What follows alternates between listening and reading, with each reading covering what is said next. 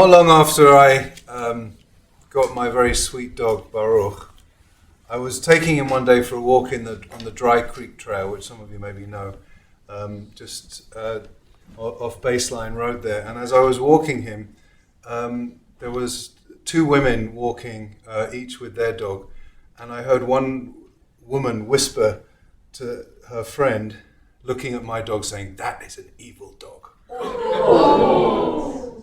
Needless to say, I never went back to that trail ever again.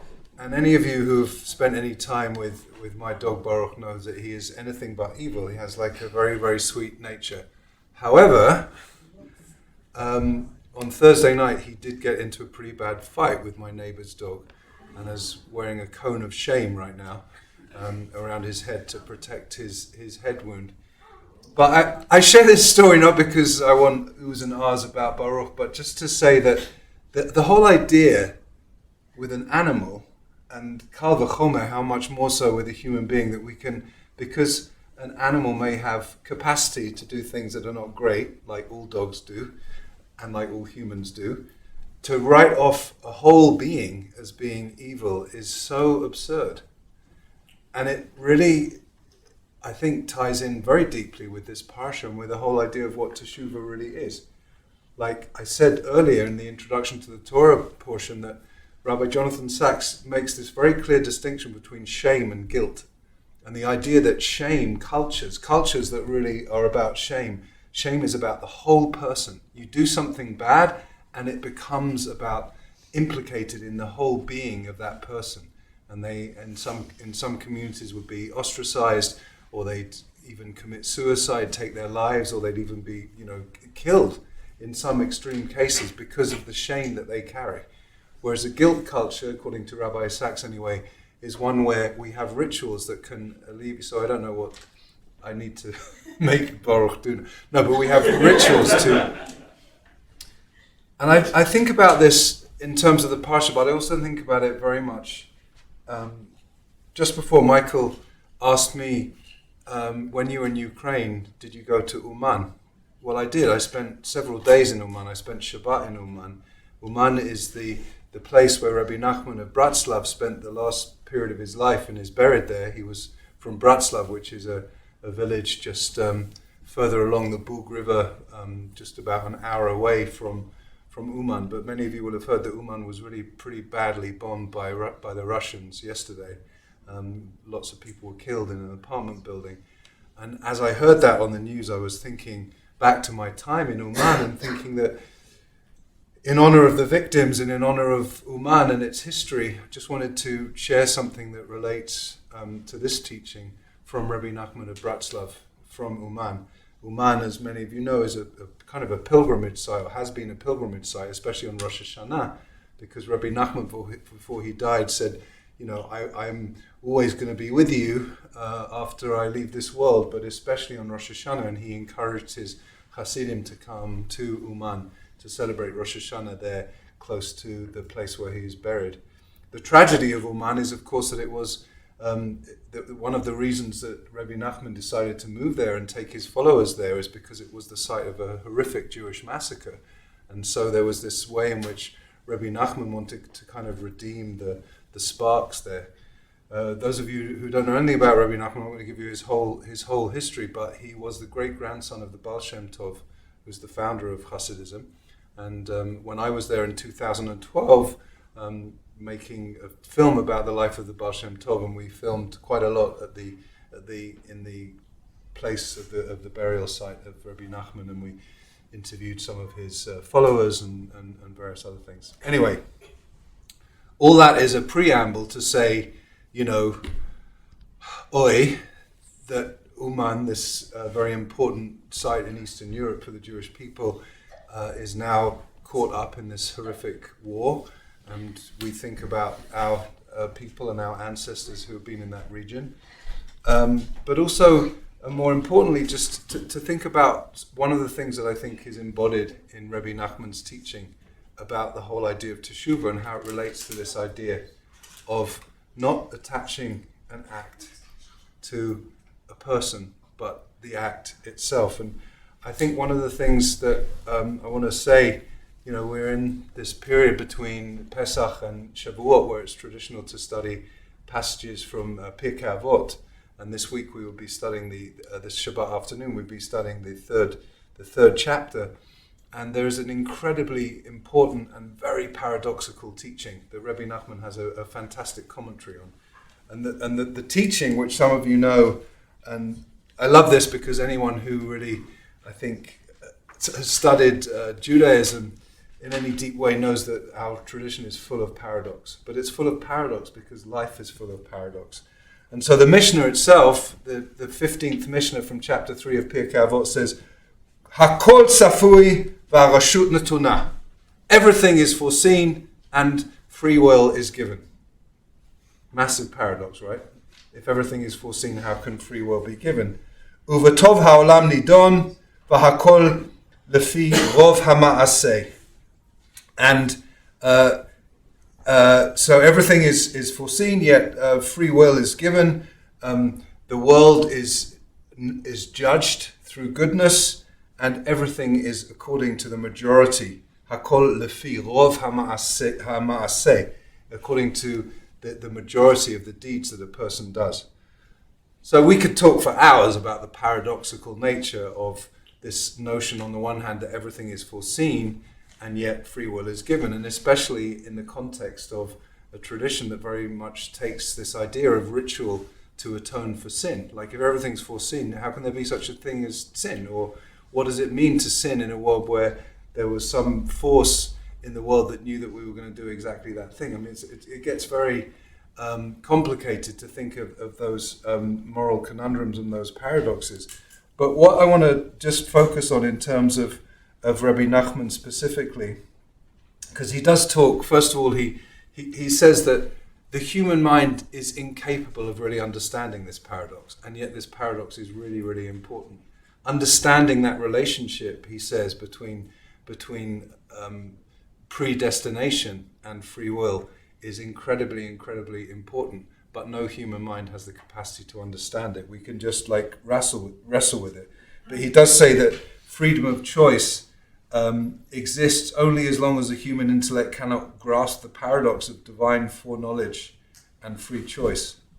And then there's a whole thing about, a lot of Rabbi Nachman's teachings are related to the tzaddikim and how the tzaddikim are going to teach. But I want to get into that. But I want to really talk about the second part, the last part of it, the Mishnah. It's a very short Mishnah, but each part of it you could analyze for a long time. The last part of it, which says that Hakol lefi rov hama'aseh, that everything is according to the greatness of a person's deeds, and that the world is judged with goodness, right? So Rabbi Nachman says that when the way in which Rabbi Nachman understands God sees us is that God sees any good deed that we do for the goodness of the deed, and even though humans might see, oh well, they did that, but really, God, terrible person, you know what else they've done, right? And you know how they live their life, and you know about their marriage, and you know about their business related. It's like Rabbi Nachman says God just sees the good deed,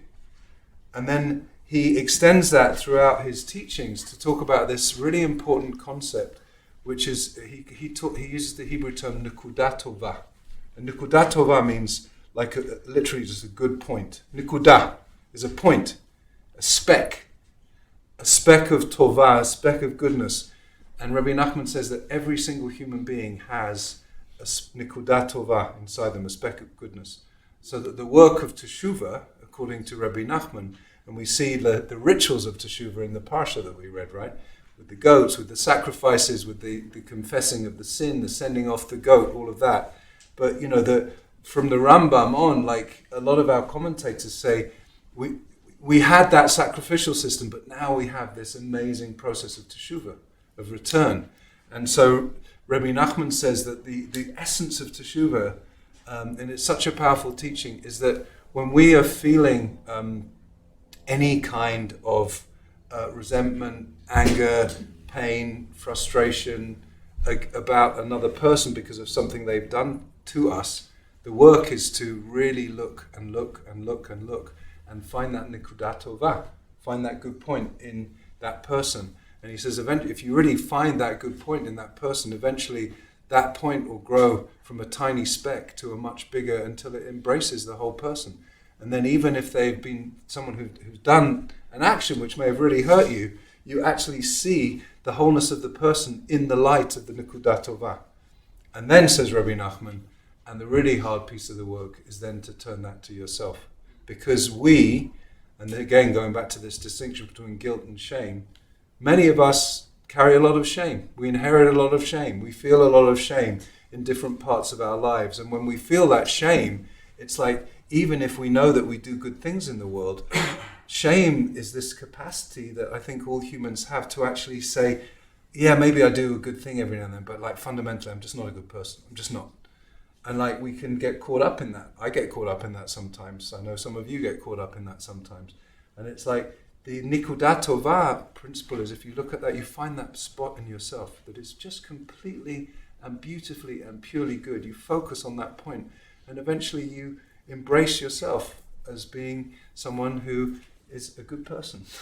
And then, like, if we do that for each other and we do that for ourselves, and maybe our animals too, that then we will eventually live in this world where we're just seeing the goodness that we have in each other. And that, says Rabbi Nachman, is a process of teshuvah. He also says, because the previous Mishnah, and I'm reading all of this because when I was thinking about Uman and Rabbi Nachman, I have this wonderful book, which is a Breslov edition of Pirkei Avot, which is the Pirkei Avot with commentaries from Rabbi Nachman. So that's kind of what I'm reading for and what I started studying in preparation for today. But there's another phrase in Pirkei Avot in the previous Mishnah of chapter 3 that ends with this idea, Siag lechochma shtika. A fence to wisdom is silence. Is the teaching of the Mishnah. There's all of this idea of a siag, a fence, that's something that protects something from something else. So it's like we can get so carried away with our wisdom, and sometimes if we have a lot of knowledge, what do we want to do? We want to go blah blah blah blah blah, and I'm a bit guilty of that today, just talking too much, like blah blah blah blah blah. We talk too much, and it's like, but he says really the Pirkei Avot says that the real fence to wisdom is shtika. Don't feel like just because you know something you have to verbally diarrhea it all over the place, and so everybody knows how intelligent you are. Real wisdom comes, according to Pirkei Avot, from silence. But Rabbi Nachman takes that a step further, and it's amazing what he says. He says that teshuvah, going back to this idea of teshuvah comes from silence, because we so often have this chatter inside ourselves about another person, or this chatter about ourselves, and that chatter can just make an act that wasn't a great choice, or something that we did that wasn't great, or something that someone else did that wasn't great. It can just make it grow and grow and grow. But sometimes if we're just silent on the one hand, and on the other hand looking for the Nikudat Tovah, that good point in each other on the other hand, then that's really a process of teshuvah. So I just think, there's so much more I could say about Rabbi Nachman, but shtika, less is more sometimes, just to recognize these two very powerful teachings from Rabbi Nachman, both based on Pirkei Avot, which is what we're studying traditionally at this time of year, and both about the power of teshuvah. The power of teshuvah, which is, of course, reflected in the rituals that we read about in the Torah today. But something else I want to say in conclusion is that we read this practice that happened on Yom Kippur one time a year. And, for many people in the Jewish community think, and the Mishnah addresses this reality. It's like people can say, echatei v'yom kippurim b'ayim v'mechaprim, right? Like the Mishnah says, I'll spend all year, I can just sin, I'll sin, but then I've got Yom Kippur come along and great. I have a day of fasting and beating my chest a little bit and everything will be great. And it's like the Mishnah says Yom Kippur for that person will never, ever, ever work. Why? Because teshuvah is not a once a year event. Teshuvah is an everyday event, right? And in fact, there's this very powerful prayer that is part of the liturgy of the bedtime Shema that some of you maybe practice. Every night before we go to sleep, there is traditionally a prayer that we say. I'm going to consult my art scroll siddur, that begins Ribono Shel Olam, Master of the Universe, and it says, I hereby forgive anyone who angered or antagonized me or who sinned against me, whether against my body, my property, my honor, or against anything of mine, whether they did so accidentally, willfully, carelessly, or purposefully, whether through speech, deed, thought, or notion, whether in this lifetime or in another lifetime. Interesting, for those of you who wonder about Jewish views of reincarnation. I forgive everybody, may nobody be punished because of me. And it goes on. But this idea that every single night there is a ritual of forgiveness. Like we're lying in bed, we're ready to go to sleep, we've had a day where maybe somebody hurt me, maybe I hurt somebody else, and to have a mini teshuvah every single evening is embedded in our Jewish practices, our amazing Jewish practices, right? This idea that teshuvah does not necessarily mean we have to sacrifice goats. In fact, it doesn't mean that we have to sacrifice goats at all. It doesn't mean that we show up once a year and everything is forgiven. It means that we have the opportunity every single day through our human relationships where we just look for that nikudat tova, where we look for the goodness in somebody, and sometimes we just like shtika, we just kind of shut up and just let the world happen around us rather than the chatter that can be, I think, because shtika means silence, but it can mean actual verbal silence, or it can just mean silence from the chattering minds that we will have. Just having moments of stillness, moments of gratitude, moments of seeing that goodness within each other, I think in ourselves ultimately, that is really, I think, what Teshuvah is all about. So in honor of the people of Uman, not just, of course, the Jewish community, but all of the innocent Ukrainians who were caught up in this terrible war, in that place, Uman, which was a very important center of Jewish spiritual life in the 19th century and continuing today, may we all just understand that Teshuvah is not about sacrifice. Teshuvah is about every moment of being able to see the goodness in ourselves and in one another. And Rabbi Nachman of